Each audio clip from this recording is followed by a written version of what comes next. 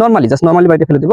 দেখেন আপনারা হাতের মধ্যে বালি বা কাদা লেগে আছে। সময়ত শ্রোতা ও দর্শকবৃন্দ, আসসালামু আলাইকুম। মূলত আজকে আপনাদেরকে বালির একটা ফিল্ড টেস্ট দেখাবো। তো বালির সব থেকে যে ইজিয়েস্ট টেস্টটা, বালির মধ্যে কাদা এবং মাটি আছে কিনা। তো চলুন পরীক্ষাটা করি আমরা। তো আমি যদি দেখি এখান থেকে মোটামুটি একটু ভালো ধরনের বালি নেই। তো ধরেন আমি বালিটা নিলাম, বালি নিয়ে আমরা একটু ঘষা দিব। ঘষা দেওয়ার পর ফেলে দিব বালিটা।